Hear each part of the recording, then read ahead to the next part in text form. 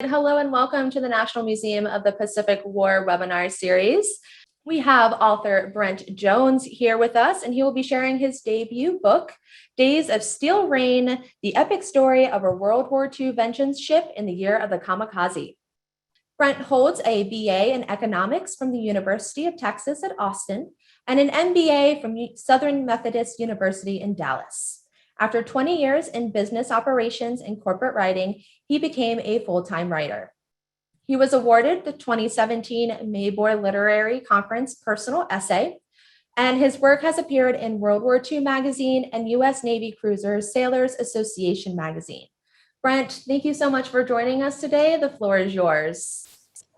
Thank you very much for this opportunity. This is a museum that I essentially grew up on, and just having grown up in the Central Texas area, I remember going to see this back when it was just the Nimitz Museum, and then as they expanded on, as you got the Japanese submarine in 1991, and continued to build, it turned into something absolutely wonderful. And I highly encourage anybody to go visit this museum if they're in the area. I'd like to start this presentation with a little tribute to my agent for the book, Jim Hornfisher. For anybody who knows Jim, they know that he was a literary agent and an author. He wrote 4 bestsellers on the Pacific War. And for anybody who doesn't know, unfortunately, Jim passed away just a couple of short weeks ago. It's a huge loss for the naval history community. It's a huge loss for the literary world. Jim was also, a huge patron of the museum. He's gone far too soon, but one thing I can say is that he saw my book across the finish line before we had to say goodbye to him.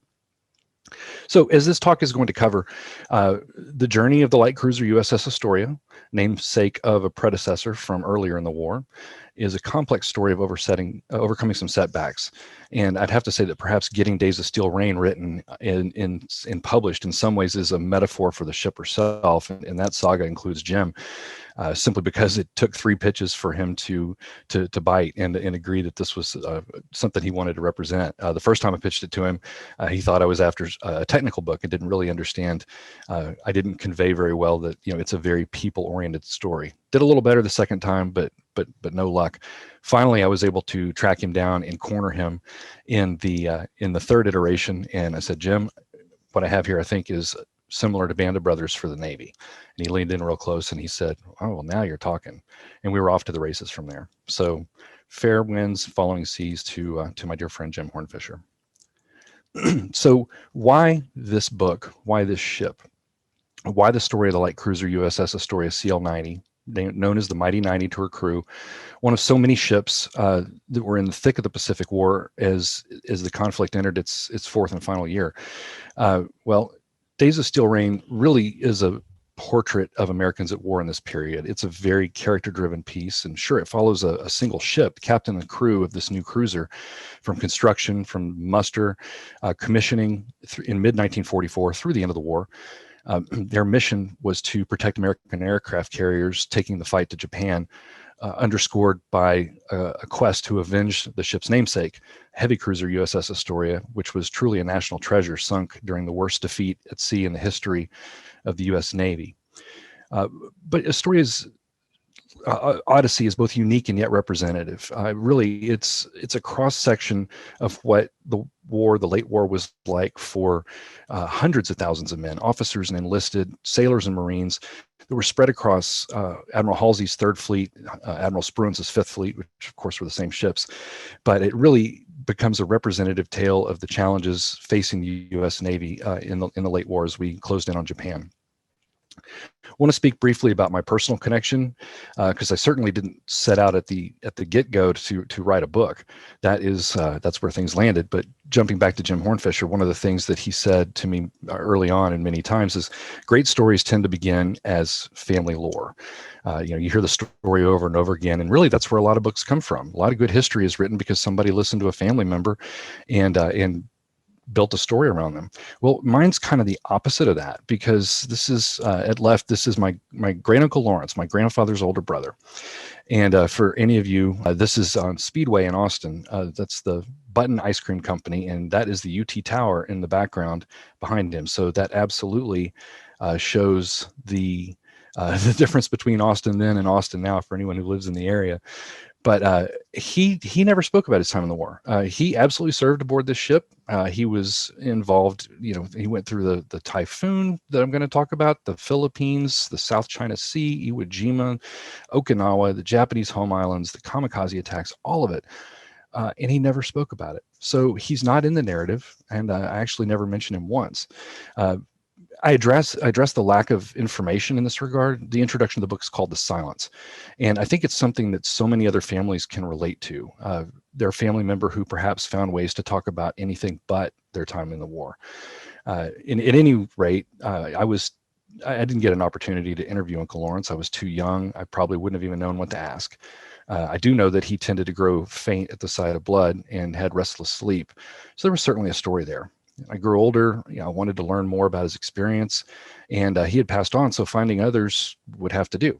So about 12 years ago, I set out. I learned his ship name. I learned a little bit about it, built a very rudimentary website, and dangled it out on the internet as kind of a baited hook to see if anybody would interact and correspond. And lo and behold, people started to come out of the woodwork. A lot of them were families that had the same story. My dad never talked about it. My grandfather never said anything about the war. But some did, and over time, things began to roll in. There were a core group who had diaries, they had memoirs, they had oral history interviews in some cases, and some were veterans themselves. I actually was able to track down a number of men who served aboard this ship who were very receptive to talking to me, and some of them I interviewed over the course of 7, 8, even 10 years. Men who hadn't spoken about it much in their lives, but opened up in old age. And the stories we talked about ranged from just the tedium of life aboard ship, interrupted by moments of sheer terror, to candid topics that don't often tend to see the light of day. Disciplinary issues, desertion, prejudices, friendly fire, things that sometimes aren't even written about.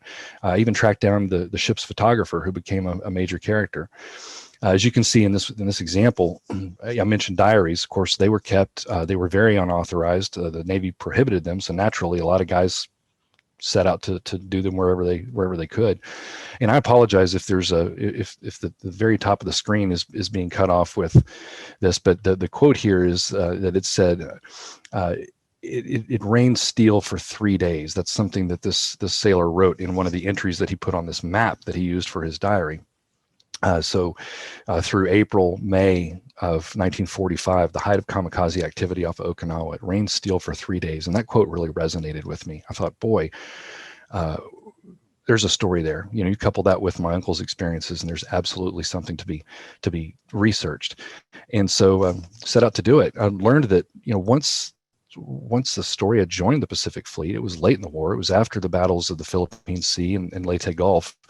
The second Astoria entered the heart of an ocean war that really hadn't resembled the 3 years previous.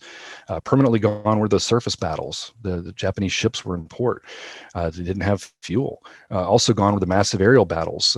Both Japanese aviators and planes were in very shrinking supply. So Japan instead resorts to asymmetric warfare, the individual suicide pilot, the kamikaze. This was first unveiled in Leyte Gulf, and some people think this was a war-long tactic. It actually wasn't. It was only in the final 10 months or so of the war that this was done on an organized level. But the kamikaze really proved surprisingly effective in knocking American aircraft carriers off the line, as we'll go into a little bit. Certainly was awful for morale. The cold calculus there is you're trading airplanes for aircraft carriers. You don't have to sink them, just get them out of action. You're trading handfuls of men killed for hundreds at a time. And this phenomenon was strictly censored with the American public, something that the book goes into also. It was almost 6 months. It was mid-April of 1945 before the public began to learn that this was being done out in sea.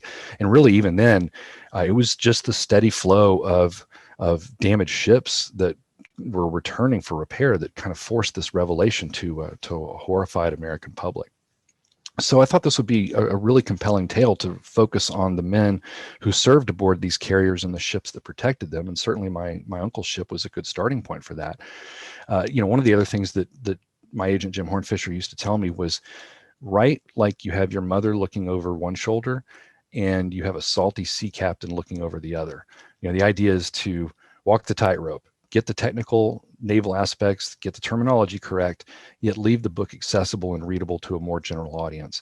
And I really set out to do that here. This book, blends so many personal accounts with a rigorous vetting against the ship's official records, the deck logs, war diaries, action reports, things gleaned from the National Archives, Library of Congress.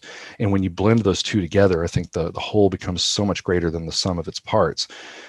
What emerges is a compelling story where you can actually validate what might have sounded like sea stories or tall tales from some men until you learn that no, these events actually happened, and then things that just really haven't been written about too much. But it becomes a very human story about leadership, courage, human spirit, shortcomings, and ultimately redemption. So I hope this finished product gives both the sailor's eye view of life aboard ship and then insight into the command decisions and challenges that were faced.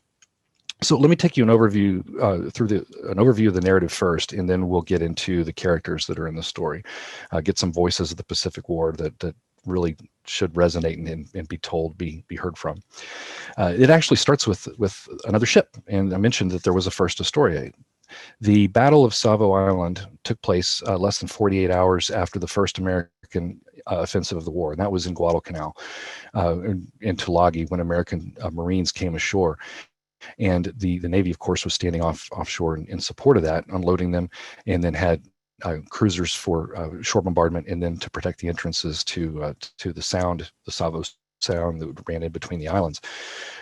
Less than 48 hours in, a Japanese responding force came in overnight and absolutely routed the Allied forces there, sunk 4 cruisers, 1 Australian cruiser, the Canberra, and then 3 American cruisers, the USS Quincy, Vincennes, and USS Astoria.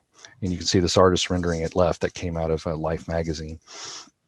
But it really rocked the nation, and it was weeks. In fact, it was over 2 months before the nation found out about it. The battle was on the 9th of August 8th and 9th, and then the first time it hit headlines in America was October 13th. So it was 2 months, and during that time, the survivors had been collected together, brought back to the United States, and eventually were redistributed throughout the fleet. The ones who weren't wounded and could go back to combat were sent to other ships and other stations.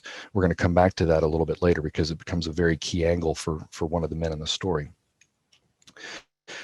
So what emerged from this was what Secretary of the Navy Frank Knox called a vengeance ship program. This idea was taking sunken ships and making them rise from the ashes, so to speak. We had lost the USS Lexington in the Battle of the Coral Sea, aircraft carrier Yorktown at Midway. Now we had these 3 cruisers to go along with it. There were others. And the vengeance ship idea was to take new construction ships and give them the same name as the ship that they were there to avenge. The idea being that people would rally around the concept. So there had to be a new USS Astoria, there had to be a new Vincennes, there had to be a new Quincy. And this ship was selected from the Cramp shipyard in Philadelphia. So the light cruiser CL-90 had her name changed during construction to USS Astoria. And you can see here, that's what she was christened as. You see the bottle of champagne being broken over the bow by the sponsor. And then there in the center, of course, is an artifact that is the netting that held the bottle. But the reality of the situation at Cramp is that it's not an ideal construction environment. We think of the miracle of production. What we don't take into account sometimes is the sheer scope of effort that had to be taken for that to take place. In the case of the Cramp Shipbuilding Company, this was an enterprise that was a household name in Philadelphia. It had been there for over 100 years and had built ships for the Spanish-American War, certainly a lot of American ships in World War I. They built destroyers. They even built ships for both combatant sides in the Russo-Japanese War. So ships that came out of the Cramp Yard were used by both Russia and Japan in that war, ironically enough. But between the efficiency in delivering on American destroyers and then the naval treaties that came after the end of World War I, they ran out of work. And so Cramp actually had to shut down. And now here we are some 20 years later, and we have this tremendous demand to build the tonnage of the U.S. Navy, to build new ships. Cramp had the facilities to do this. They were just old and dilapidated. So the yard was revitalized. The Kensington district of Philadelphia saw an economic boom right when they needed it at the height of the Depression, and started building ships again. But the reality was there was a huge learning curve. And so these ships were taking longer. There were huge cost overruns. There were a lot of disputes between labor and management, just a lot of growing pains that went into it. And the book kind of goes into some of those. Astoria took a very long time to be built. Second cruiser to be built there. They focused so much energy on getting the first one launched and commissioned that as the second one, she became something of a redheaded stepchild. And it took a lot of time to get her into action. The second big issue that the book discusses with this is with America in the latter stages of a prolonged war, the nation's coffers of resources for men were also nearly empty, just with all things being equal. What you see at left here is a graph that shows the growth of the Navy projected through 1944. This came out of the quarterly reports from Chief of Naval Operations Ernest King. And before the war, across the globe, there were, 332,000 American sailors in uniform. Well, by the end of 1944, we're sitting at almost 3 million, with another million on the way. I mean, that's a tenfold increase, exponential growth in the Navy. And those men don't just grow on trees. So it took time and effort to find ways to train in a quicker time. We had to lower some standards to do it.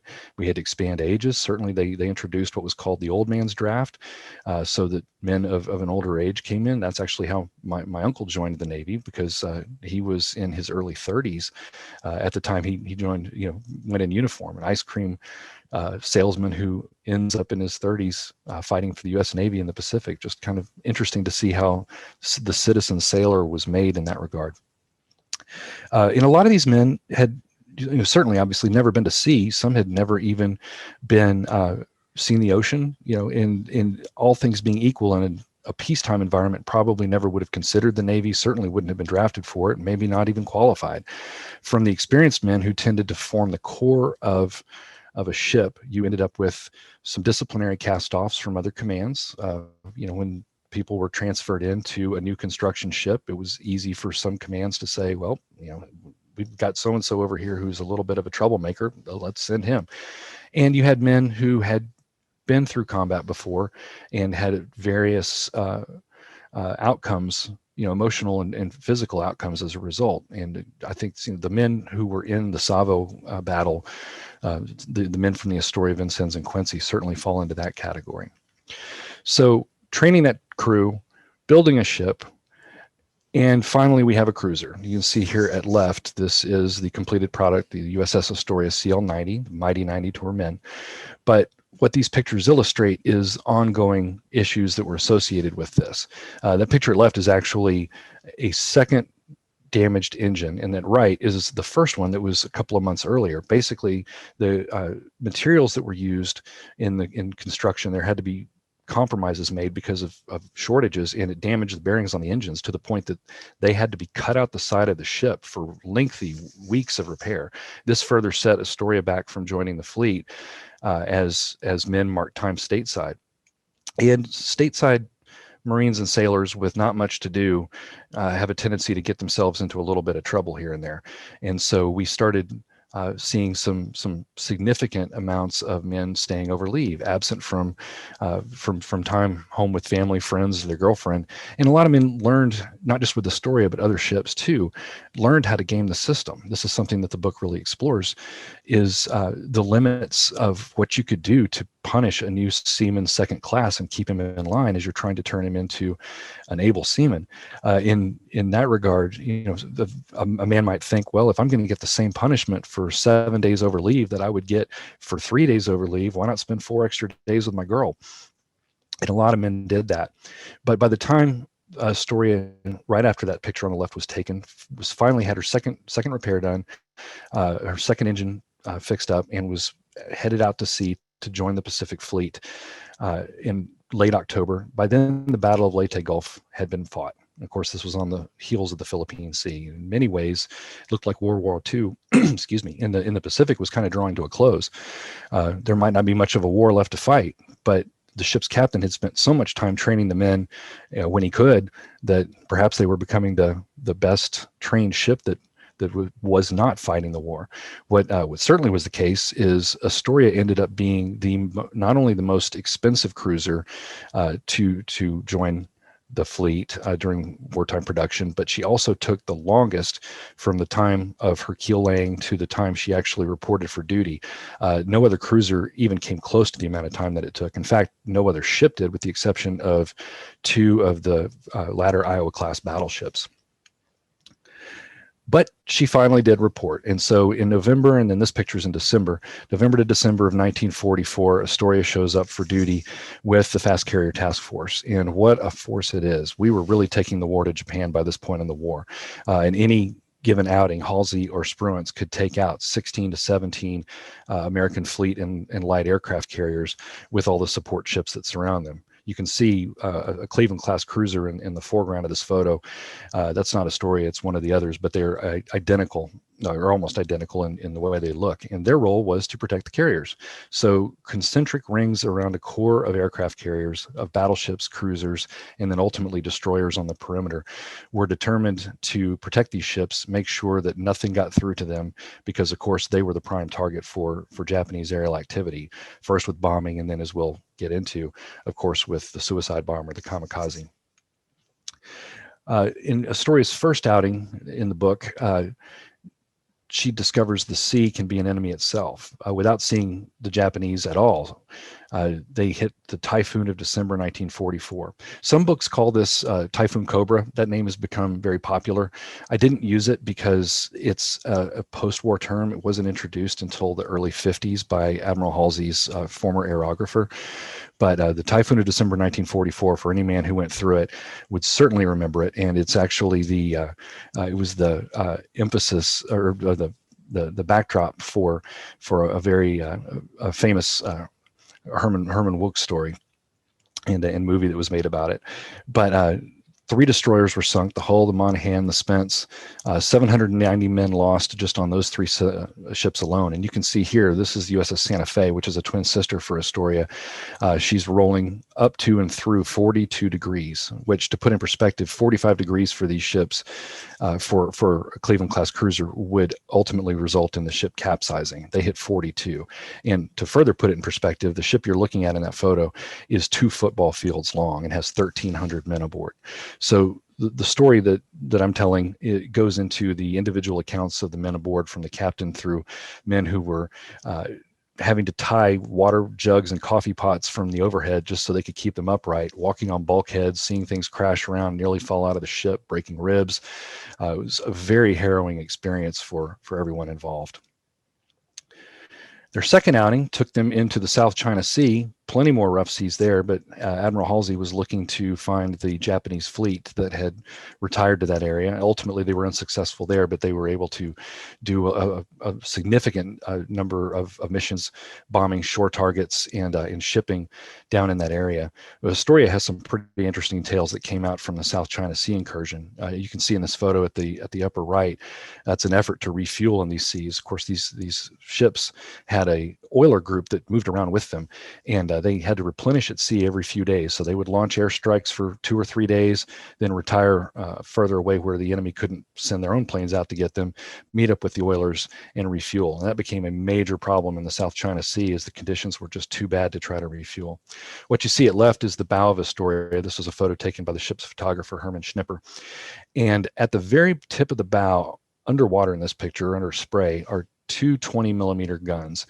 And one of the stories that comes out of this is the ship's Marine CO, who gets a couple of men because those guns have broken loose, and he and his men go up there, just hugging the lifeline on the side of the ship to secure those mounts, right as the ship's bow dips underwater and carries him overboard in almost typhoon conditions. Makes for a pretty interesting story. I don't want to give away too much, because I do hope some folks read this, so I'll try to stay as spoiler free as possible, but I may end up having to give that one away a little bit. They also did a lot with their Kingfisher float planes. It might be surprising for people to know that battleships and cruisers, yep, they launched planes. They launched them off of a catapult on the back, tried to hit 60 knots and 60 feet, launching into the wind. And then you can see the sled at the bottom right. There's a hook on the pontoon at the front of the plane, and the pilot would drive it up onto this little rope sled, secure it to that to match speed with the ship, and then the crane overhead would reach out, that connect to it, and haul the plane back and forward. It's actually a pretty ingenious method. By this point in the war, a lot of the cruiser Kingfisher and other float plane missions had been changed. Radar really took over a lot of their roles for scouting and reconnaissance, but what they were starting to do a lot of was rescue missions of pilots who got shot down, airmen that were down in the water. They'd send these planes out and land next to them and pull them aboard. And Astoria was involved in several harrowing missions that are accounted for in the book that are of this nature. They were involved in the first Tokyo strikes since the Doolittle raid. So February 1945, the fast carriers went back up there, and right before supporting Iwo Jima operations, launched tremendous numbers of airplanes over targets in Tokyo and the Tokyo plain. This photo is taken from the USS Essex. You can tell by the markings on the aircraft, and that is USS Astoria steaming ahead of her, and Astoria would end up ultimately protecting and standing guard mostly over Essex through the remainder of the war. Other carriers too, but Essex was certainly her prime charge. They went to Iwo Jima. Even though there was a dedicated bombardment force supporting the Marine landings there, the battleships, the cruisers that were involved in that, they would shoot themselves empty and have to replenish, come off the line for a period of time to get fresh ammunition. And that's exactly where Astoria and some of the other ships from the fast carriers came in to make a rotation through while they were resupplying. So she and the other cruisers from her task group ringed the north side of Iwo Jima, fired into Suribachi, fired into the northern half as Marines were advancing to take the airfields on the island. And you can see the surrounding photo. That was actually taken aboard Astoria. Those are empty 6-inch shells that are being lined up to conserve the brass. And by the time they moved off the line, between firing directly into the island and then providing night cover, star shells being fired overhead for illumination to prevent counterattacks, ultimately they had shot the ship empty as well. The crucible of the story, really the kind of the big high point of the arc, becomes Okinawa, and that's when the kamikaze attacks are unleashed the heaviest over the fast carrier task force. Their principal, the fast carrier's principal weapon was movement, the ability to move around and move off the line and then attack in a different place the next day. Okinawa robbed them of a lot of that, and they ended up tied to that island for support for a significant amount of time. So they became very easy to find, and largely within range of Japanese planes from Kyushu and the surrounding bases in Okinawa Gunto as well. So as you can see in this picture at right, that's a Japanese Judy coming through, and the flashes are tracer fire of shells going up to strike that, and then that is Astoria in the background behind her. But this ultimately ended up being a very extended operation, as it took much longer to secure Okinawa than we were expecting. Part of what made the kamikaze so effective was, as I mentioned earlier, the ability to not just demoralize, but knock ships off the line. These ships weren't being sunk, but they weren't able to project power because they weren't able to get into position to do so. Just a few days into the preliminary operations before the invasion of Okinawa, the fast carrier task force lost a quarter of its striking strength. You see it left the USS Randolph, that was in Astoria's task group, and she was hit by kamikaze at Anchorage at Ulithi, hit by a plane before she even got underway. That prevented her from seeing action for a number of weeks. At right, you can see in this view taken from Astoria, that's USS Enterprise. Well, she was hit by bombs on March 18th, and then she was hit by friendly fire 2 days later. And one of the things that really emerged through researching this, and I don't think this gets enough mention in the body of work on this period in the war, is how effective kamikazes were at getting American ships to shoot into one another as they came down low, not just diving, but making low passes over the ships. American ships had a real problem, especially with their 5-inch guns, as they would track the plane down and it would get lower and lower. Ultimately, their background becomes fouled. There's a a ship in the background, another American ship, and it took a lot of effort and work to train men and to be able to cut off in time so you didn't hit each other. Well, in this case, rounds have hit the USS Enterprise, set a couple of her forward guns on fire, which caught the planes, and the ship is burning pretty heavily by March 20th, or by this time on March 20th. And shortly after this incident, when the fires were extinguished, she was knocked off the line and had to retire for repair. A big one that happened, of course, in that same time frame is the USS Franklin. That was in another task group from Astoria, but Astoria had a unique situation and role in this as well. Franklin was hit heavily by bombs, and a significant number of men were killed, and the carrier basically sat lifeless in the water for a period of time. It took a while before they could get her underway under tow from another cruiser, and as they moved her off the line, 4 knots, an agonizing pace to try to get her out of range from Kyushu. Other ships were formed up to stand guard in between, to make a makeshift task group and stand between the Franklin and Kyushu airfields. And Astoria was one of the ships that was put in that role just to take the heat. And they ended up with a number of attacks, brought down planes short, so that the Franklin was able to successfully retire and escape being sunk or further harm. During that time, they were hit again. Of course, one of the other ships that was there with them was USS Hancock.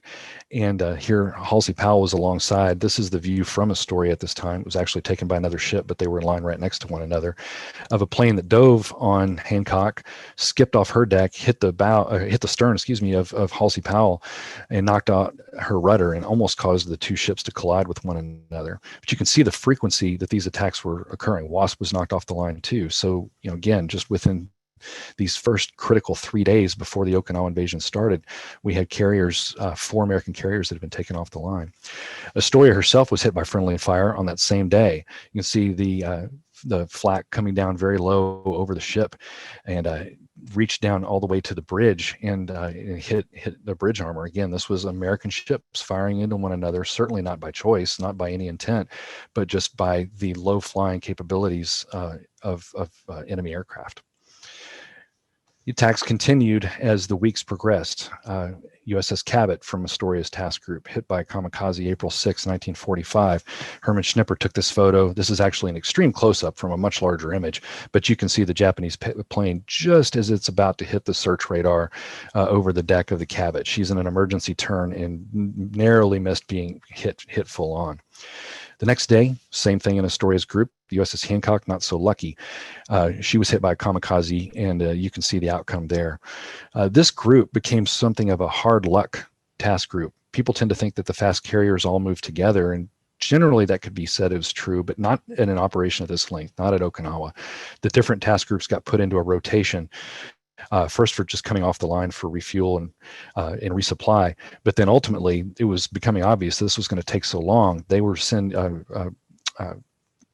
Spruance and Mitcher made the decision to take task groups off the line one at a time, and so one would retire back to Anchorage while 2 more stayed on the line, providing support and launching planes. And the Ted Sherman's task group, the one that USS Astoria was in, drew the short straw, and they ended up getting the very long prolonged stay at the very outset of this when other groups retired. The onslaught continued into May for them. Here's USS Bunker Hill in the background, hit by 2 kamikazes within 60 seconds of one another. You can see the flak right over the USS Enterprise that left of the picture. That's actually not over Enterprise. It's way in the distance, because that was a 3rd plane that was coming in to finish off Bunker Hill and was shot down, brought up short. And fortunately, that one did not hit. But this was taken across the group from Astoria, and you get a sense for the direction in these and how far it is between ships. It was almost a mile and a half from Astoria's position right here to where Bunker Hill was hit. These task groups were just vast. They covered hundreds of square miles of ocean at a time. And then ultimately, this attack also hit Ted Sherman's group and the Astoria group. This is Enterprise on May 14th. She had a kamikaze hit forward. The bomb detonated. And if you look at the upper right of this image, you can see the forward flight elevator from the USS Enterprise that is almost 400 feet in the air. It was blown all the way up there by the explosion and then came crashing back down into its position. That actually knocked USS Enterprise out of the war for good. The 3rd time she'd been knocked off the line from during the Okinawa operations. What they ultimately decided what the Navy ultimately decided was, let me come back to that. Throughout, the rescue aviators had to go retrieve men who were shot down. And this is where Astoria really shone, one of the roles that she had. Two of the Astoria aviators in this photo are standing with two of the USS Randolph pilots that were shot down in the inland sea of Japan, right off of in the heart of the Japanese home islands.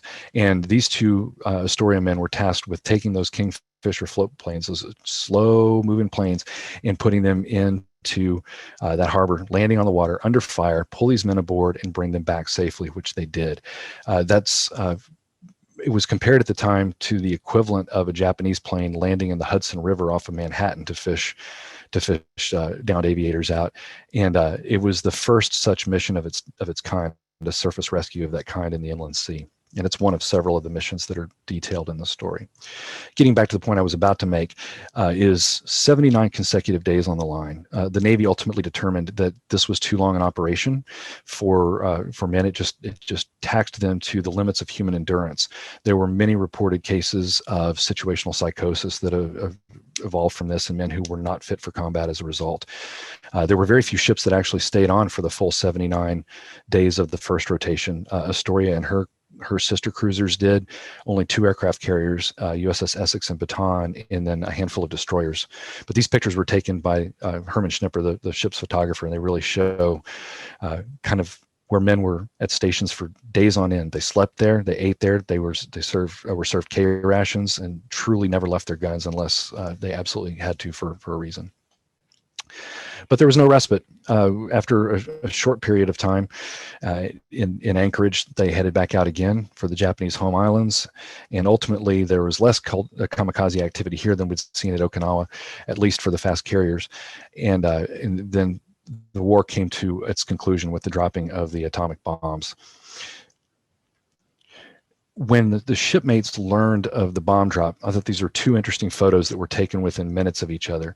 What you see at left is a typical PR photo, and this is a lot of the work that the Astoria photographers would do. This is a picture that was sent stateside. Certainly men were happy to hear of the surrender.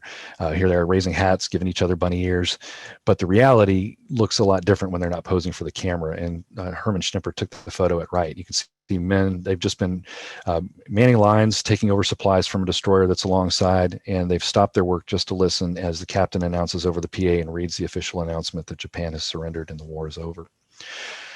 Astoria was one of the very first ships that headed home after the war. The day after the surrender, after the armistice was signed in Tokyo Bay, she and USS Essex came back stateside, and they really got a hero's welcome as the first ships home from the front. Essex put in, I think, in San Francisco, and then Astoria put in down in Los Angeles at Terminal Island, and made all the newspapers. They had a huge crowd out to meet them. They had a singer from Texas named Ella Mae Morse, who was standing on with a Navy band backing her, singing songs as they came in. You can see written there on the side of the ship is "Don't Fence Me In," which is a song request that one sailor made for her. So the book really covers a lot about the men of the Astoria, and I know I'm running short on time, so I'll have to move through this a little bit quickly. But a lot of the candid shots you see in the book, and the memoirs, the diaries, and things that became the backbone of the story really give an insight to how these men lived, not just in combat conditions, but boxing matches when they were at Anchorage, getting newspapers from home, just really neat little details like that. The ship's captain, George Dyer, he was in charge of this ragtag crew, and he was wounded in action in Salerno. He had to crawl his way back to combat. He actually had to learn to walk again. He was an Annapolis man through and through. He had been submarine man for 20 years, and then ultimately was strafed by a German plane on a command and control ship in Salerno, and had to learn his way back to get back to sea, because he was absolutely determined to take another crew back out to sea. Most of the men came from training station Sampson up in New York, and as mentioned earlier, they came from all walks of life. You can see in the top left picture, you've got high school letterman jackets there. You've got men who look like they just came off a day shift at work, ranging in age from 18 all the way into their 40s. And they brought different values with them. Some of them were very eager to serve, others were quite reluctant to, which brings me back to this character, Rousseau Lemon. If there is one if Dyer, Captain George Dyer is on one end of the spectrum, Rousseau Lemon is on the other. As a bosun's mate from the heavy cruiser USS Astoria, George Dyer thought it would be a great idea to locate some men from the heavy cruiser and bring them aboard as part of his commissioning crew to gel and galvanize the crew, to rally around the concept of a previous Astoria. And he came to realize that wasn't such a great idea after all. Rousseau Lemon, I try to make a very compassionate character in the story, but what came to light through it is, here's a man who he'd been hurt himself, not actually wounded, but definitely hurt in the battle, lost a lot of his friends. And he's stateside, he's got a new wife, he's got a baby, and he's riding out the final year of his command of his commission in Key West. And he realizes that he's being called back to his namesake, USS Astoria, to go back into the fray, back into the action. And he becomes part of a racket, if you will. That was what it was being called, of men missing ship. They intentionally overstayed liberty to miss going back out to the Pacific so they could be transferred to another assignment stateside. And he was at the core of this, and the book goes into it in detail, but it ultimately made its way all the way to Chief of Naval Operations Ernest King. It became such a big thing that men were learning how to game the system in this regard. Through the course of the book, you also see a lot of different perspectives. Of course, Hermann Schnipper is a wonderful contributor to this project. His body of work, his photography, he had 27 photographs that are still in the National Archives. Well, at sea, he took over 1,300, and he had the foresight to make himself a copy and take them out in the bottom of his sea bag. I can only imagine how much that weighed when he left the ship, but they became a memoir in itself. That most of the images that you've seen further up came from the photography of Hermann Schnipper. Here's an example of how his work was used. And you see the photo taken for public relations ultimately would make its way back stateside for use in a newspaper. And you can see the man at center there. His name is Fred Lind, and he is also a major character in the book. His story begins, if you look at the background, you can see these crosses in a marine cemetery on Guadalcanal. You see the name P.J. Lind at far right.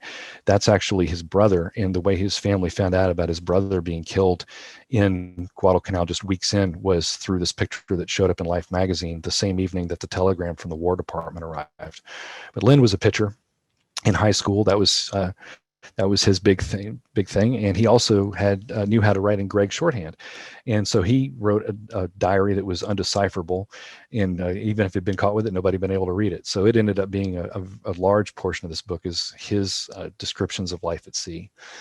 One of his running buddies is a fire controlman named Jim Thomson, and his little brother, who he mentored and helped raise, is one of the most famous baseball players in history, Bobby Thomson, who hit the shot heard around the world for the 1951 New York Giants, the famous "The Giants win the pennant, the Giants win the pennant."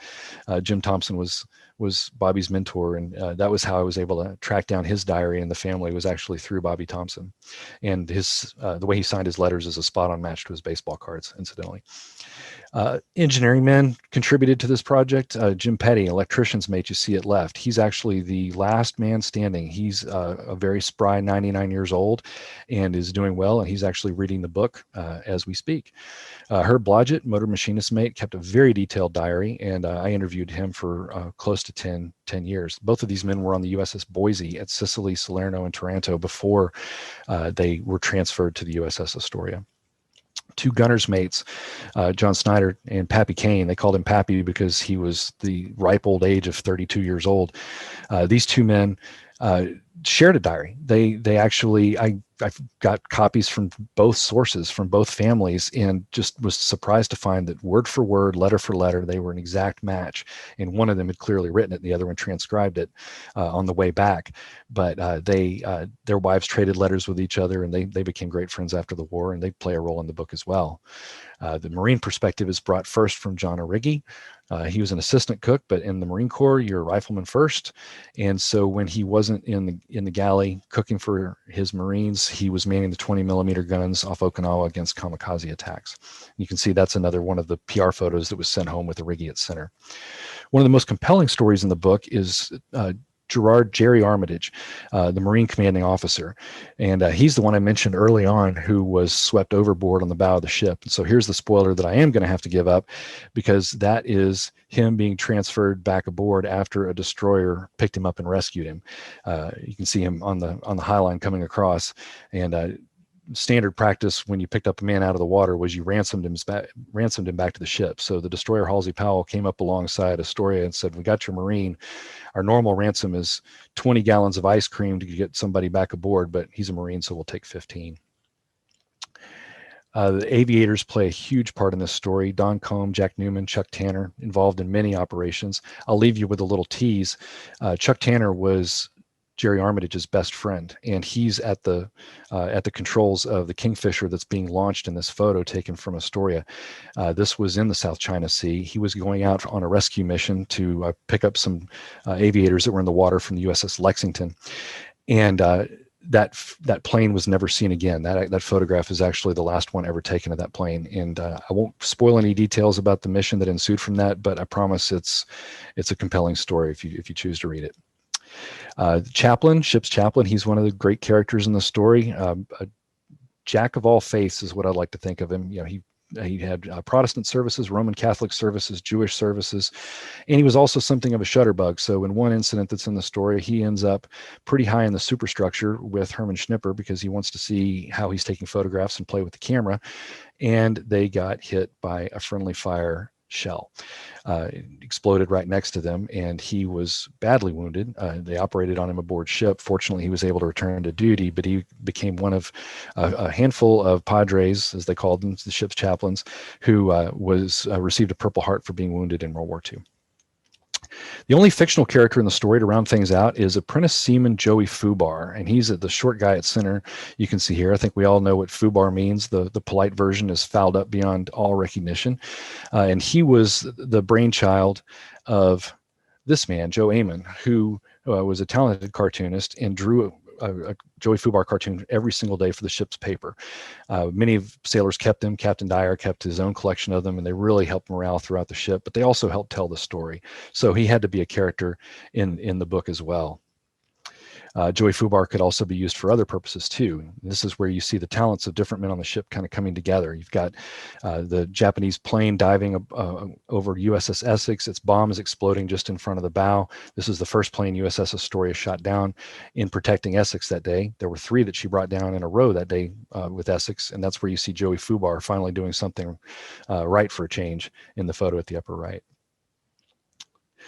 So that's an overview of the ship's experience, their time at sea, and just the cross-section of men that round out the story with unique perspectives on the Pacific War, some voices we haven't heard from before. It's been an amazing journey putting all this together and learning about these men, and I hope you'll take the time to learn a little bit more about them, because there's so many stories I didn't go into here. And with that, I thank you for your time. Thank you for listening to this presentation. Jacqueline, I'll turn things back over to you. Well, thank you, Brent, so much for this presentation. I'm going to open it up for any questions from our audience, but I'm going to start off with one. So which of the crew members that you have done research on is your favorite that you learned about, and why? Oh goodness, that's like asking who your favorite child is. It's a very, very unfair Sophie's Choice-esque question. Honestly, it'd be too hard to answer, just because they're all unique in their own way. Every one of them has funny stories that come with them. I think. I'll focus on Jim Petty because he's still with us and still alive. I'll tell you a quick funny story about him. This is the nature of a man who's now 99 years old. One day he's not answering his phone. His daughter comes driving up front, comes screeching to a halt out front, and Dad, are you okay? And he looks up from his lawnmower and goes, "Well, yeah, I'm fine." And she goes, "Oh my gosh, I was just worried. I thought you fell." And he goes, "I'm out mowing my lawn. Why is it whenever I don't answer my phone, somebody thinks I fell?" So that's just, that's the nature of these fellas. And I think every one of them has their own personality. It would just be too hard to try to pick one. Okay, we have a question from William. His dad was in the Battle of Lady Gulf, and he's asking, were there many kamikaze attacks during that Battle of Lady Gulf? Oh, that's where they were very first introduced. Yes.